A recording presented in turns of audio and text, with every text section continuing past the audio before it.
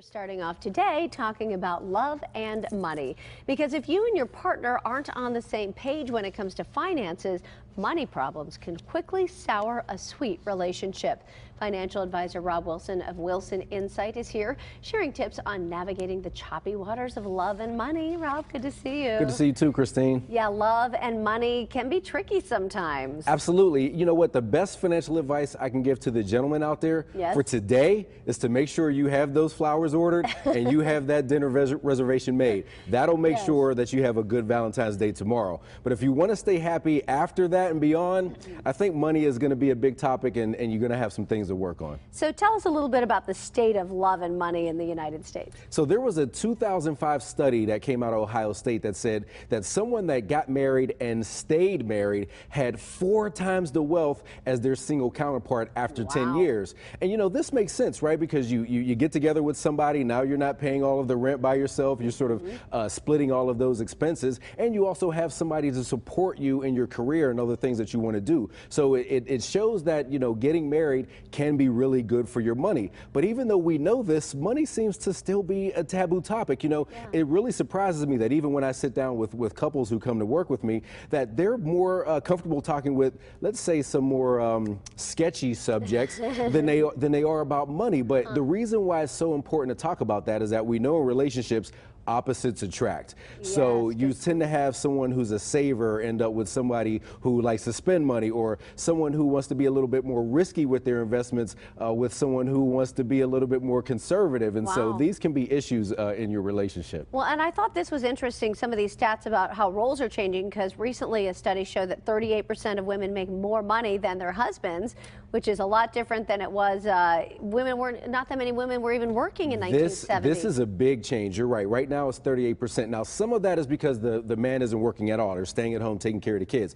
Even when we look at 2 income households, that number is about 28%. So in perspective, in 1987 it was 18, in 1970 it was 4%. So just in a generation, we've seen what we think we've come to know about men and women and money completely turned upside down. All right, so let's talk about some of the issues that can come from all these money issues. So starting with financial infidelity. This has got to be the number one, because people don't want to talk about this ahead of time. Once you get into the relationship, it gets tough to talk about those things. So, you know, you may have someone hiding the shopping bags that they walked out of the mall with, or not exactly communicating how they're investing those funds. So when you can't be upfront with your money decisions in your marriage, inevitably at some point during that relationship, it's going to come back to bite you. Well, I was surprised about this study that just came out. It found that 12 million Americans have a hidden bank or credit card account, and more of them are baby boomers. 11% of older baby boomers ages 63 to 71 have a secret bank or credit card. And you know what? Unfortunately, I think a lot of those people have seen this 50%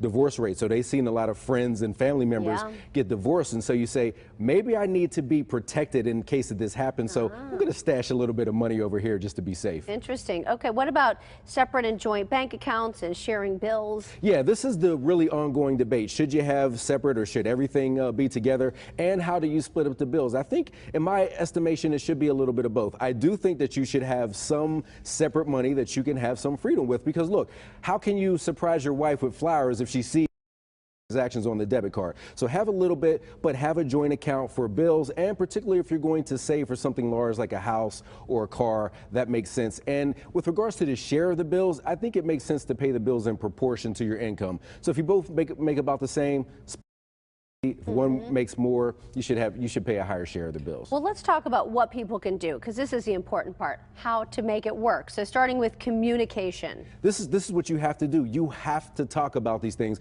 and preferably you talk about them before you get married, so these things don't creep up after the fact. So if you're out on one of your first dates and you know your date's debit card gets declined at the dinner table, that might be a sign that you want to start to have some conversations about these things. But we know that this is such an issue with relationships that you really need to get these issues out in the open early. And then once you are married, say it's already past that point. You got to keep talking about it.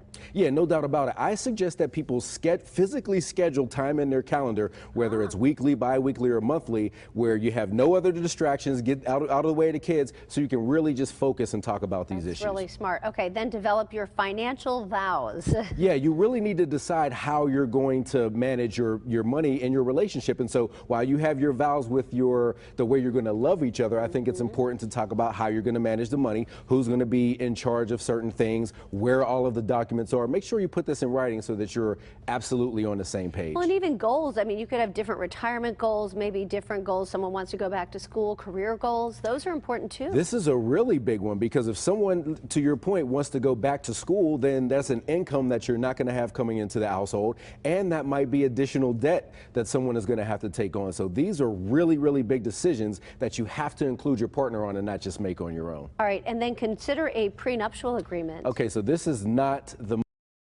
thing to talk about the day before Valentine's Day. I get that. But look, everybody has a prenuptial agreement, and it's called divorce law.